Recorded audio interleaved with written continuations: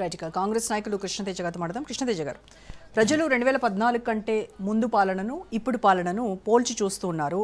దేశ భద్రత విషయంలో కావచ్చు, అలాగే మౌలిక సదుపాయాల కల్పన విషయంలో కావచ్చు, డిజిటల్ రెవల్యూషన్ విషయంలో కావచ్చు, సామాన్యుడు కూడా ఇవాళ అద్భుతంగా ఉంది అని కితాబిస్తున్నారు అని చెప్తున్నారు బీజేపీ నాయకులు. మరి ప్రతిపక్షం కాంగ్రెస్ ఏమో గత కొంతకాలం నుంచి ప్రజాస్వామ్యం ప్రమాదంలో ఉంది, వ్యవస్థలన్నీ నాశనమయ్యాయి అని మీరు పదే పదే విమర్శిస్తూ ఉన్నారు.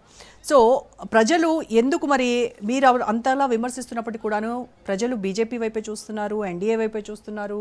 మొన్న జరిగినటువంటి ఎలక్షన్స్లో కూడా చూసాము, వాళ్ళకే పట్టం కడతా ఉన్నటువంటి పరిస్థితి.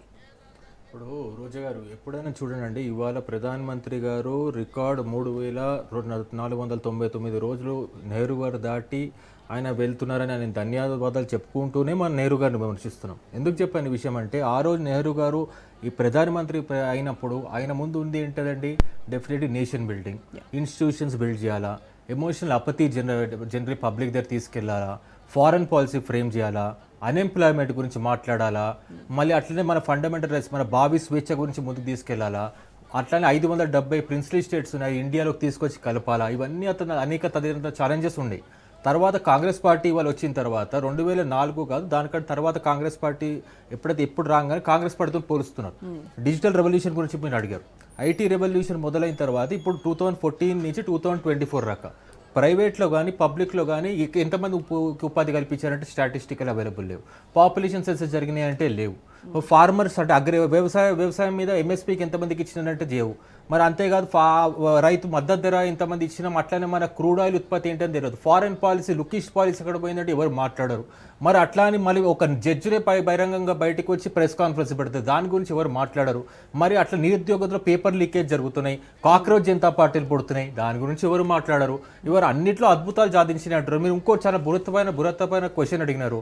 ఇవాళ ప్రధానమంత్రి గారిని ఎవరు తిరుగులేని శక్తిగా ఎదిగినారు. ఎస్, ఇప్పుడు మీరు ఈ డిబేట్ ముద్ర కాకముందే చూస్తున్నారు కదండి, తృణమూల్ కాంగ్రెస్ అయితే చీరుస్తున్నారు, ప్రతిపక్షాలని ప్రాంతీయ పార్టీలను తినేసి మింగేసి ఎలక్టోరల్ గేమ్స్లో నెంబర్ల గేమ్లలో చీరికలో గెలవడం కాదండి. ఆ రోజు కాంగ్రెస్ పార్టీ ఉన్నప్పుడు లెఫ్ట్ ఒకటే ఉంది, లెఫ్ట్ అండ్ కాంగ్రెస్ పార్టీ. ఇవాళ ఒక లెఫ్ట్ అండ్ రైట్ కూడా లేకుండా మీరే ఆధిపత్యం చేసుకుని చలామణి చేస్తున్నారు. బీజేపీ ఆ రోజున్న బీజేపీ, వాజ్పేయి గారి బీజేపీ, ప్రధానమంత్రి నరేంద్ర మోడీ గారి బీజేపీ ఒకటేనా అండి? ఆ రోజు ఆర్ఎస్ఎస్ ఉన్నట్టు ఈరోజు ఆర్ఎస్ఎస్ ఉందా? వాళ్ళ నేను వ్యక్తిగత ఆబ్జెక్టివ్ కాంపోనెంట్లో పోను, కానీ నేను ఒకటే చెప్తాను, దేశంలో మోడీ గారు వచ్చిన తర్వాత ఎటు ఉన్న దేశం ఎటు పోయింది, ఇప్పుడు అక్కడ మన జ్యుడిషియరీలో సపరేట్ లేదు, మన లెజిస్లేటివ్లో వచ్చినప్పుడు డెఫినెట్లీ ప్రతిపక్షాలు అనేది హుందాతనం పోయింది. ఇక్కడ కూడా ఎందుకంటే ఎక్కువైనా మాట్లాడడం, ప్రతిపక్షాలు వాకౌట్ చేపించడం, లేకపోతే పేపర్ చించేయడం. ఇంకోటి ఎన్ఆర్సీ సిఏ గురించి మాట్లాడతారు.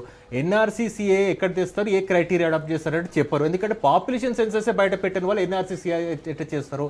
ఇక తర్వాత జన్ధన్ అకౌంట్స్ అని ఒక క్యాలిక్యులేషన్స్ గురించి మాట్లాడతారు. మేము వచ్చిన తర్వాత 32 కోట్ల జన్ధన్ అకౌంట్స్ ఓపెన్ చేసామని, అందరూ ఎన్ని యాక్టివ్ ఉన్నాయి దాని గురించి సమాచారం పడితే ఇవ్వరు. ఇక లాస్ట్ ఒక్కటే చెప్తానండి, ఇప్పుడు నారీ శక్తి అనే ప్రధానమంత్రి గారు మాట్లాడతారు. ఎంతమంది నారీ శక్తిని ప్రభుత్వంలోకి తీసుకున్నారు, దాని మీద స్టాటిస్టికల్గా చెప్పమని అంటే ఎవరు సమాధానం చెప్పారు. ఆర్టీఐ గ్రిప్ అయ్యారు, తొక్కి పెట్టేస్తారు. ఒక 1 section of the national media అయితే తెలుసు, అసలు వాళ్ళు పొద్దున్న లేస్తే కేవలం అపోజిషన్ క్రిటిసైజ్ చేయడం, అపోజిషన్ బ్లేమ్ చేయడం తప్ప ఎక్కడ కూడా ఆబ్జెక్ట్గా ముందుకెళ్లరు. ఇలా లేన పాలనే కండి ఇవాళ పేపర్ లీకేజ్ వల్ల ఆటోమేటిక్గా సోషల్ మీడియాని బేస్ చేసుకుని కాంగ్రెస్ జనతా పార్టీ వచ్చింది. ఇవాళ దానికి నైతిక బాధ్యత వహిస్తూ ఒక విద్యాశాఖ మంత్రి రాజీనామా చేస్తున్నాడు. ఇది మార్పు అనేది స్పష్టంగా కనిపిస్తుంది. డిక్లైన్లో ఉంది.